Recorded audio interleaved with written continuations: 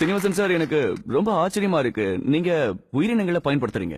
அதான் அதுங்களோட ஸ்பெஷாலிட்டி. அதுக்கு ஈடா யாரும் கிடையாது. அதனாலதான் நாங்க அதுங்களை பயன்படுத்துறோம். என்ன காரணம்? நம்ம எல்லாருக்கும் பசுவை பத்தி தெரியும் இல்லையா? பசு நமக்கு பால் கொடுக்குது.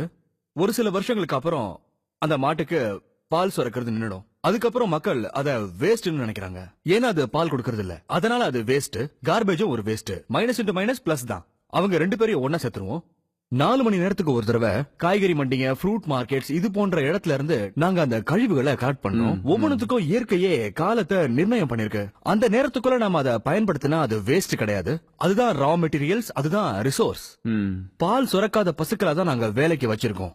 ஒவ்வொரு 35 கிலோ காய் கனி கழிவுக்கும் நாங்க ஒரு பசுவை வேலைக்கு வச்சிருக்கோம். அதுகளோட வேலையே அதை சாப்பிட வேண்டியது, சாணம் போட வேண்டியது, அதுக்கப்புறம் ஷெட்ல போய் தூங்க வேண்டியது. இதான் ரிட்டையர்மெண்ட் லைஃப். ஓ 8 மணி நேரத்துல அது சாப்பிட்ட கழிவுகள்ல 1/4 பங்கு சாணமா வெளியில வந்துரும். அதாவது நீங்க குப்பைன்னு சொல்ற அந்த கழிவு பொருட்கள் சாணமா வெளியில வருது.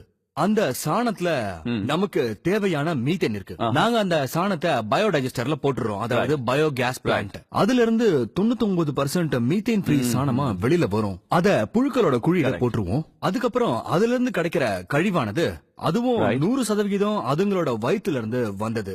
அதுக்கு பேரு வர்மி காஸ்ட். உலகத்திலேயே சிறந்த உரம் இது.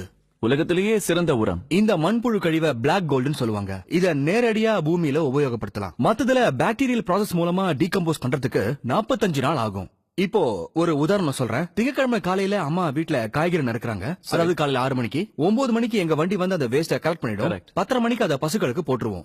6 மணிக்கு சாணமா அது ரெடி ஆயிடும். அத பயோடைஜஸ்டர்ல போட்டா மீத்தேன் இல்லாத சாணமா வெளியில வந்துரும். உடனே அத மண்புழு குழியில போட்டுருவோம். மறுநாள் மாலையோ இல்ல அதுக்கு அடுத்த நாள் காலையோ, அதாவது 72 மணி நேரத்துக்குள்ள நம்ம கையில பிளாக் கோல்டு இருக்கும்.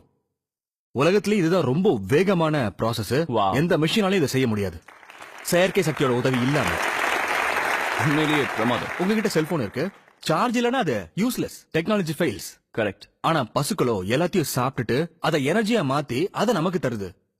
மாட தினமும் ரீசார்ஜ் பண்ணாமலேயே. மத்த பிராணிகளை எப்படி பயன்படுத்துறீங்க? அதாவது கோழி என்ன பண்ணுது? சில நேரத்துல பசுக்கள் சாப்பிட முடியாத கழிவு பொருட்களும் வரும். அத கம்போஸ்ட் பெட்ல போட்டுருவோம். அந்த கம்போஸ்ட் பெட்ல இருந்து மேகெட்ஸ் வரும். மேகெட்ஸ்னா சின்ன சின்ன புழுக்கள். சின்ன புழுக்கள்.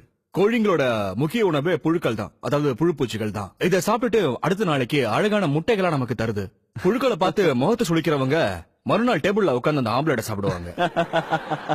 எந்த டெக்னாலஜியாலையும் இது சாத்தியம் கிடையாது. எந்த டெக்னாலஜியாலையும் எந்த மிஷினாலையும் இதை பண்ண முடியாது. உலகத்துல இருக்கிற எந்த மிஷினாலையும் புழுக்களை தூக்கி மிஷின்ல போட்டா அதை முட்டைகளா மாத்த முடியாது. நீங்க ரொம்ப சரியா சொன்னீங்க. இதுல கோழிங்களோட பங்கு கொஞ்சம் குறைச்சல் தான். ஒவ்வொரு ப்ராசஸ்லயும் பாசிட்டிவும் இருக்கு, நெகட்டிவும் இருக்கு. கோழிங்களை பொறுத்த வரைக்கும் அதோட நெகட்டிவ் என்னன்னா அது ராத்திரியில வேலை செய்யாது. இந்த கோழிங்களை பகல் பூரா அடைச்சு வச்சு ராத்திரியில திறந்து விட்டாலும் அது வேலை செய்யாது. அப்போ ராத்திரி யார் வேலை செய்வாங்க? அதுக்காக தான் நாங்க தவளைகளை அப்பாயின் பண்ணிருக்கோம். தவளைங்க நைட் ஷிப்ட்ல வேலை செய்யும். நைட் ஷிப்டும் டே ஷிப்டும் இயற்கையே உருவாக்கி இருக்கு. இவங்க எல்லாரும் சம்பளம் இல்லாம, யூனியன் இல்லாம, போனஸ் எதுவும் கேட்காம, ஸ்ட்ரைக் எதுவும் பண்ணாம வேலை செய்யறாங்க. சரி சரி.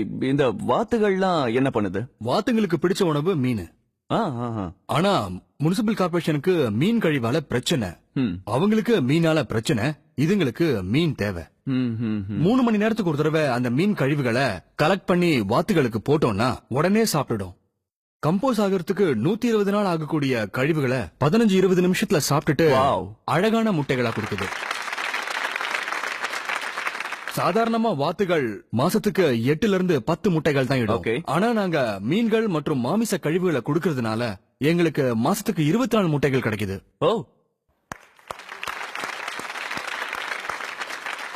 அப்ப 20 வாத்துகள்னா இன்னும் பல மடங்கு. ஆமா, எங்க கிட்ட 11 பெண் வாத்துகளுக்கு ஒரு ஆண் வாத்து வீதம் இருக்கு.